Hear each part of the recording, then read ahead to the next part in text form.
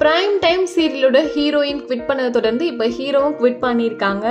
And இப்போ இந்த ஹீரோக்கு பதிலாக வேற எந்த ஹீரோ வரப்போறாங்க அப்படின்றதெல்லாம் நம்ம இந்த அப்டேட்ல பார்க்கலாம். எஸ், அதாவது ஜீ தமிழ்ல பார்த்தீங்கன்னா 6 o'clock ஸ்லாட்ல ரொம்ப சூப்பராக போயிட்டு இருக்க ஒரு சீரியல் தான் மாறி இதுக்கு எக்கச்சக்கமான ஃபேன்ஸ் இருக்காங்க அப்படிங்கிறது தெரியும்.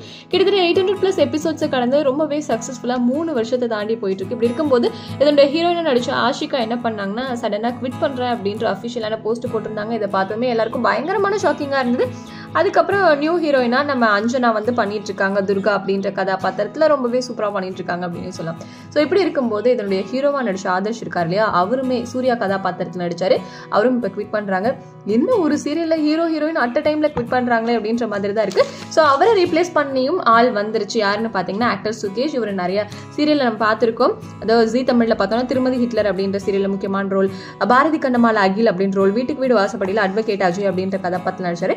ஃபர்ஸ்ட் டைமா ஹீரோவா இப்ப மாறி சீரியல்ல களம் இறங்க போறாரு சூர்யா அப்படின்ற கதாபாத்திரத்துல. உண்மையாவே ரொம்ப ஹாப்பியா இருக்கு. நல்லா நடிக்கக்கூடிய ஆக்டர் தான். என்ன இருந்தாலுமே நம்ம ஆஷிகா அண்ட் ஆதர்ஷ் மிஸ் பண்ண போறோம் அப்படிங்கறதுல எந்த ஒரு டவுட்டுமே கிடையாது. ஸோ புது கதைக்களத்தோட ஆரம்பம் ஆக போகுது அப்படின்ற ஒரு தகவல் வந்திருக்கு.